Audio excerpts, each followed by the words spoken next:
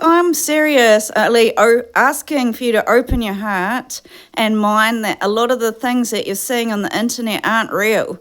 I'm sure it's been edited, taken out of context, especially I found myself in a nightmare in Kerry where they were trying to frame me for being racist against Maori, and I wasn't. I just found out one of the ladies that Cook Island took away the land and that's why I don't have any rights, and she's extorting by showing pissing videos and sex tapes to just get away with violently ruining my life. And now I've got Australia showing ugly pussy videos of my downstairs being like abused with all these chemicals and funguses and goo to make me outcast of this whole nation.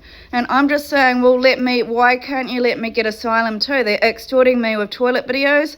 They're also making sure that I can't see my family and my culture.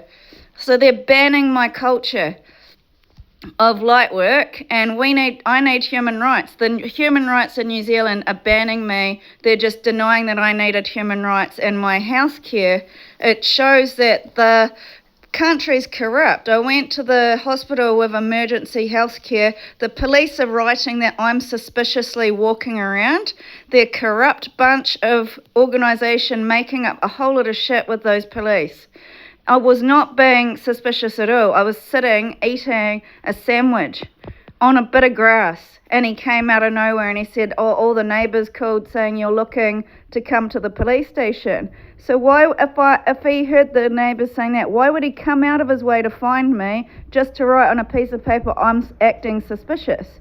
And I said, I'm not acting suspicious. I need health care and I'm not getting it, and I'm also being denied the right to any social workers or anything.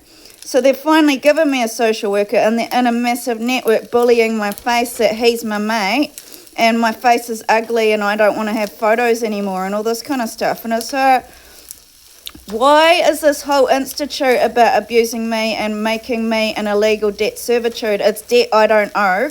I want somebody to put this debt back on the company for sexually slaving me and unleash the torture that I've been through with all this abuse and trauma and sexual violence, bum sex, and all this massive polls against me, all these numbers saying that I'm the least compassionate. I think it was a massive have. If I'm not compassionate, why have I given my family so much time and energy into supporting them, like just in a normal loving family situation? I wouldn't have sat there and made my sister presents when I had no money and no rights if I wasn't thinking of her.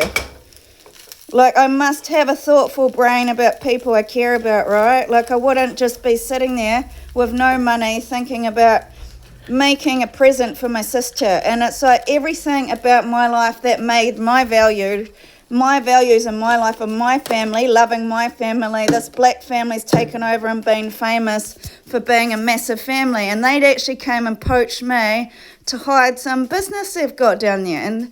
And so I'm also being blackmailed by this Trump about me having a really ugly vagina. It's not okay. Why am I being persecuted and tortured all these years? Who's the source of the torturing? Because you can't follow somebody for 10 years saying they're ugly and put me on film after film after film after film, filming me and streaming me in my room. It's illegal.